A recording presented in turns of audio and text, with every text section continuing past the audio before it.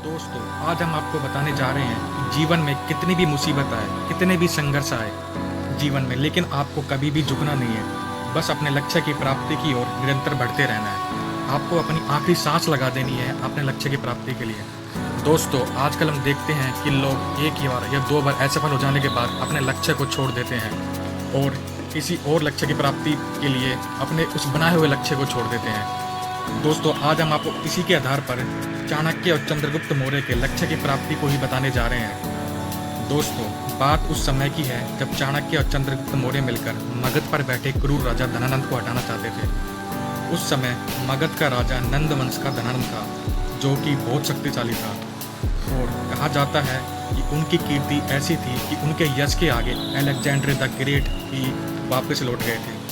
दोस्तों, जब Alexander the great ने पोरस राज्य पर अपन हासिल कर लिया था पोरस राज्य को, उसके बाद उन्होंने तक्षशिला पर भी आक्रमण करके तक्षशिला को भी अपने अंडर में ले लिया था। तब उनके सामने सबसे बड़ी चुनौती थी मगध जनपद, और उस समय मगध जनपद का राजा था धनानंद। कहते हैं कि धनानंद के पास इतनी बड़ी विशाल सेना थी और नौसेना थी कि उनकी कीर्ति का गुणगान सुनकर ही अलेक्जेंडर द ग्रेट वापस अपने मैसेडोनिया चले गए थे। दोस्तों, कहा जाता है कि धनानंद बहुत ही क्रूर राजा था। उसी धनानंद को हटाकर चाणक्य चंद्रगुप्त को राजा की गद्दी पर बैठाना चाहते थे।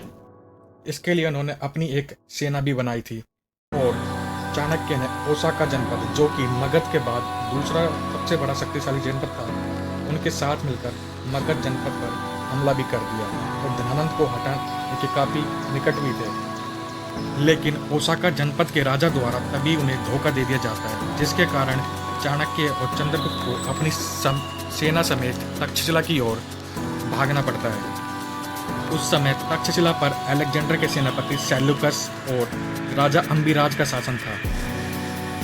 जब चाणक्य और चंद्रगुप्त सेल्यूकस के पास मदद मांगने के लिए जाते हैं, तब अम्बिराज द्वारा चाणक्य और चंद्रगुप्त को अधमरी अवस्था में एक काल कोठरी में डाल दिया जाता है। कहा जाता है कि यह काल कोठरी की लंबाई 30 हाथ जितनी लंबी थी, जिसे पाताल लोक का भी रास्ता कहते थे और उसे नरक का द्वार भी कहा जाता था। वहाँ से बाहर निकल पाना बहुत ही असंभव था और उस काल कोठरी में फेंके जाने के बाद चंद्रगुप्त हताश हो जाता है। तब चाणक्य उनसे कहते हैं कि मनुष्य को जब तक उसके तन में सांस है और मन में आस है, तब तक उसे हार नहीं माननी चाहिए।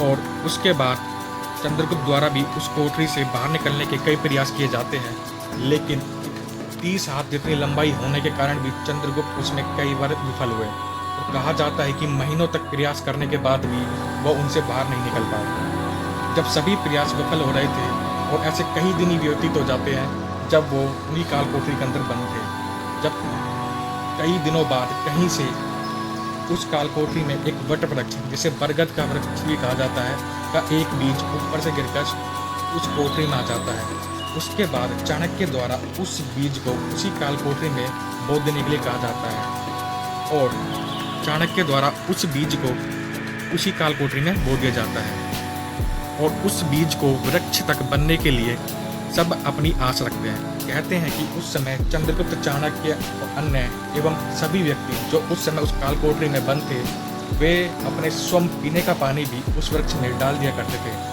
बस एक ही आस में कि किसी दिन हमें इस नरक के द्वार से बाहर जाने का अवसर मिलेगा। और उसी दिन प्रत्येक दिन से उस वट वृक्ष की बढ़ने की प्रतीक्षा की जाती है। कहते हैं कि उस वट वृक्ष को पूरा बढ़ने में 5 वर्ष लग जाते हैं।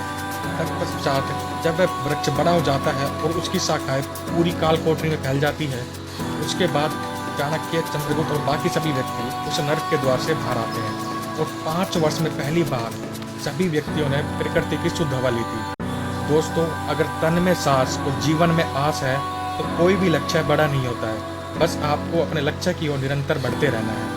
आपको उस लक्ष्य की प्राप्ति की ओर चाहे कितनी भी बाधाएं आए, कितनी भी मुसीबतें आए, आपको दोस्त हारना नहीं है, आपको रुकना नहीं है, आपको निरंतर अपने कदम आगे की ओर बढ़ाते रहना है, फिर चाहे कितनी भी मुसीबतों का सामना करना पड़े।